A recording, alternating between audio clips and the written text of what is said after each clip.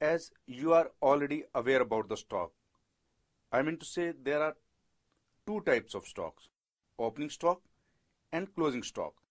You know, opening stock is always shown on the debit side of trial balance. I mean to say in the list of debit balances. So that's why it goes to the trading account debit side. And the closing stock is always shown at the footnotes of trial balance. And this closing stock is never ever included in the totals of trial balance. And the stock means the value of goods unsold, and the stock means the value of unsold goods in the company. You know it very well.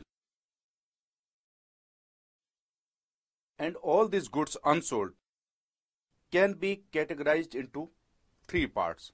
Number one, raw material. Number two, semi-finished goods. Number three, finished goods. Semi-finished goods is also called work in progress. These all are new terms for you. Let me explain all these terms with the help of this example. Suppose you are running a factory in which bread is made. You know, if you want to make the bread, what you need? You need wheat, because you make the breads with the help of wheat, and you buy the wheat from the market in bags. And then what will you do with the wheat? This wheat will be converted into dough, and then dough will be converted into bread with the help of machines. Then there will be packing of the bread and you can deliver it to the customers. So in this way, to make it very simple, your production process will go in these stages. Suppose on 31st March 2013, you start stock taking. Stock taking means you start calculating value of available goods in the factory.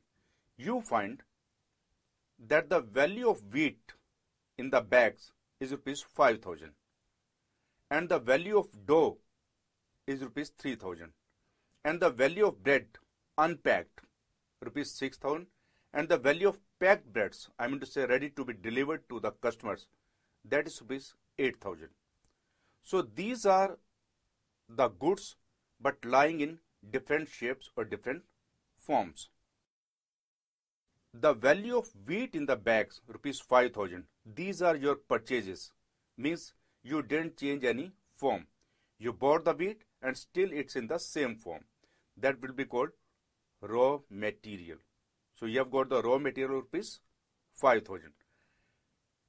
And 3,000 plus 6,000, I mean to say the value of dough and unpacked breads, that is rupees 9,000. That will be called semi-finished goods or work in progress.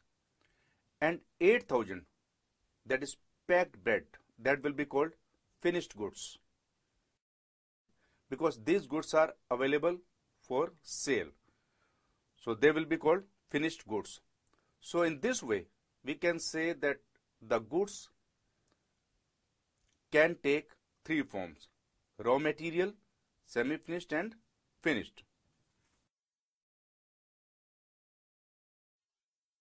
And in the trial balance, how will you show all this closing stock? At the footnotes, you will write down closing stock as on 31st March 2013. Raw material, rupees 5,000. Semi-finished goods, rupees 9,000. Finished goods, rupees 8,000. In this way, the value of closing stock is 22,000. Let's take another example. Suppose you are running classic bookstore. So what you do there? You buy the books and sell the same books to the customers. Means you don't change any shape or any form of the goods. So there is no question of raw material, semi-finished or finished. Because in trading business, there is no difference between the raw material, semi-finished and finished. Let me explain something more about the trading business. Suppose after education, I mean to say after completing your degree and education, you will go out to earn money to satisfy your needs.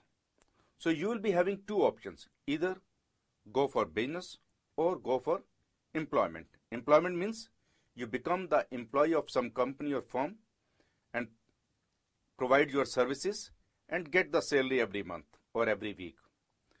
But in business, there will be three options. Either you can go for trading business or manufacturing business or services providing. Trading business means, suppose if you decide to run a shop, it means you will be in the trading business. Trading business means you buy the goods and you sell the goods as it is without changing any form or shape. In this way, you can say the book shop owner is doing trading business. If you go to the manufacturing business, what is done in that business? You buy the goods and you change the goods. I mean to say you change the shape and form of the goods, then you sell it to the customers. Just like bread factory. If you decide to make breads or biscuits, what will you do? You will buy the wheat and sugar, cream, and you will change the shape, and then you will sell the biscuit or bread to the customers. You are in the business of manufacturing. And third is services providing. Suppose you become consultant about the software and you give the consultation services to the customer and get fee for that. In this business, goods are not involved. Only you provide your specialized services to the customer and get fee for that or get commission for that. Or you suppose you start the business of repairing computers. So what will you do? You will repair the computer of the customer and get fee for that. That is also your business, but it's not a trading business, it's not a manufacturing business. Basically, you are services provider.